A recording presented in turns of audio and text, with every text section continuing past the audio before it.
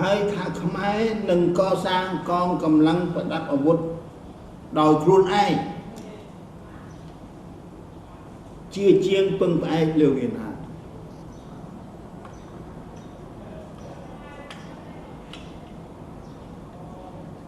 លោកពលលោកស្លឹកសនិយាយយ៉ាងនេះដោយលោកឈរលើគូលជំហរឯករាជ្យម្ចាស់ការ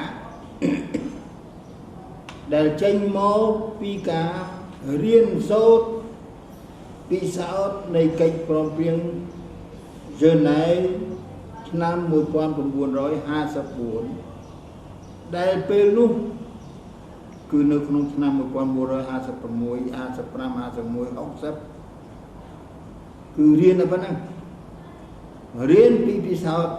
កិច្ចព្រមព្រៀងហ្សឺណែវថាពឹងលើវៀតណាមពឹងលើបរទេសមិនបានទេទោះជាអ្នកបរទេសនឹងល្អយ៉ាងណាក៏ដោយពឹងលើគេមិនបានទេ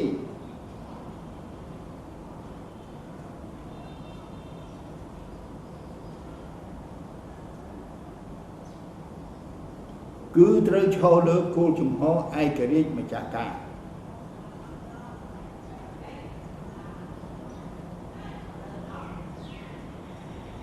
ពេលនោះការសម្រេចចិត្តពេលនោះគឺថាដូច្នេះខ្ញុំសូមអានជូន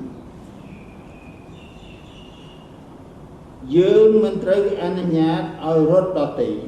សម្រាប់វាសនាជាតិយើងប្រជាជនយើងនិងបដិវត្តយើងដាច់ខាតបច្ចុប្បន្ននេះរដ្ឋនេះនៅចិញ្ចឹមគូលបំណងចាស់របស់គេតែដដែល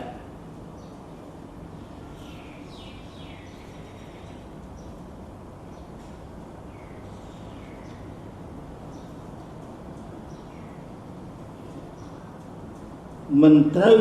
ឲ្យកំហុសជាប្រវត្តិសាស្ត្រមកហើយនោះត្រឡប់មកវិញម្ដងទៀតទេ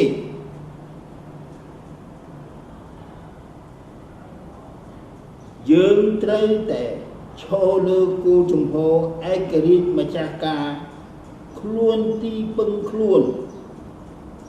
ហើយទ្រាំទ្រលំបាកវេទនាឲ្យរឹងមាំជាប់ជានិច្ច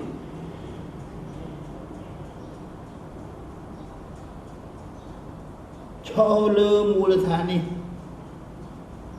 ជំនួយណាយើងទទួលជំនួយណាយើងមិនទទួលអាស្រ័យលើយើងឃើញថាតើមានប្រយោជន៍ដល់យើងឬមិនមាននឹងឈរលើវិធីដែលគេប្រើប្រាស់ជំនួយនេះយ៉ាងណា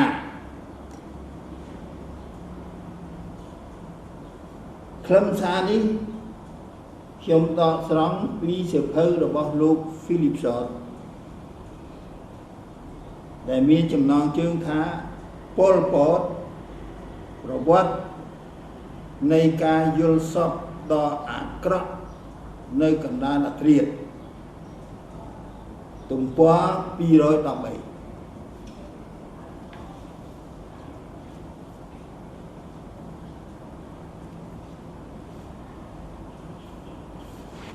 ដល់គាត់ត្រឡប់មកក្នុងប្រទេសវិញគាត់រកយល់មុនគេគឺសភាពការនៅបូព៌ាពីព្រោះបូព៌ាកាលពីឆ្នាំ1900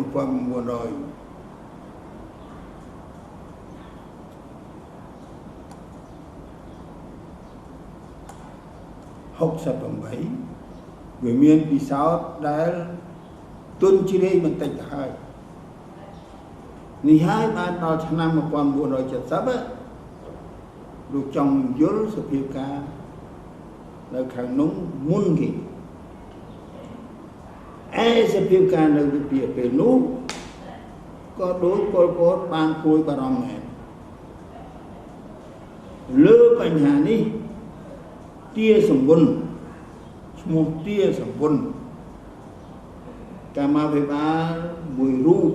នៃភូមិភាគបូព៌ាបានរៀបរាប់ដូចតទៅនៅឆ្នាំ1970ពួកកុម្មុយនីសវៀតណាមចូលកម្ពុជាដើម្បីវាយពួកលន់នល់ហើយរំដោះដីបានធំទូលាយដំបូងឡើយគេបានសួរមតិសូកឹមដែរតែដំបូងយើងមិនយល់ស្របទេពីព្រោះជាប្រទេសយើងសុំតែកំភ្លើងទេអាហ្នឹងគឺតាមការដែលរៀនសូត្រជាមួយគ្នាដល់ពិសោធន៍ជាមួយគ្នាយកជាមួយអញ្ចឹងប៉ុន្តែខាងវៀតណាមថាទោះបីលោកសុភឹមមិនព្រមក៏គេនៅតែចូលពីព្រោះសភាពការវានាំឲ្យអន្តរាយដល់ប្រទេសគេ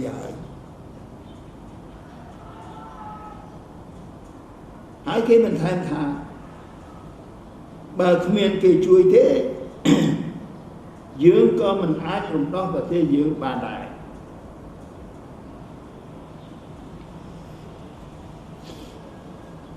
ការពិតទៅក្នុងសភាពការដែលកម្លាំងតស៊ូវៀតណាមត្រូវអាមេរិកដេញពីក្រោយយើងទប់គេមិនឲ្យចូលប្រទេសយើងមិនបានទេអានោះ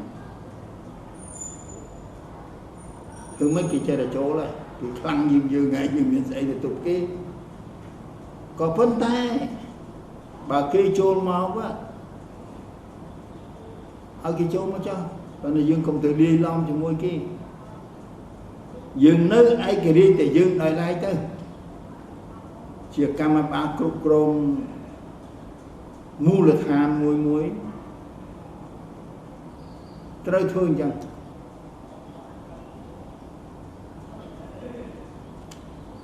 អាហ្នឹង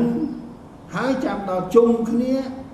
យើងចាំពិភាក្សាគ្នាល្អិតទៀតទៅ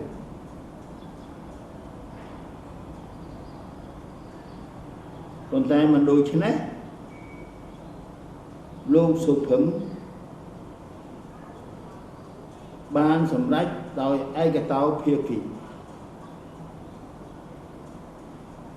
លើសភាពការនេះទាសម្បុនដដែលបានរៀបរាប់ដូចតទៅតាំងពីពេលនោះមកយើងទៅជាមិត្តរាប់អានគ្នាជិតស្និទ្ធណាស់យើងទៅណាមកណាក៏ជាមួយគេយើងនោះគឺកងទ័ពតាមខ្ញុំយល់យើងទទួលកំភ្លើងដែលគេដណ្ដើមបាន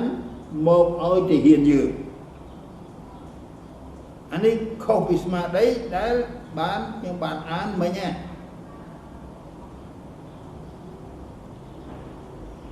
យើងពង្រីកដល់វរៈសេនាធំ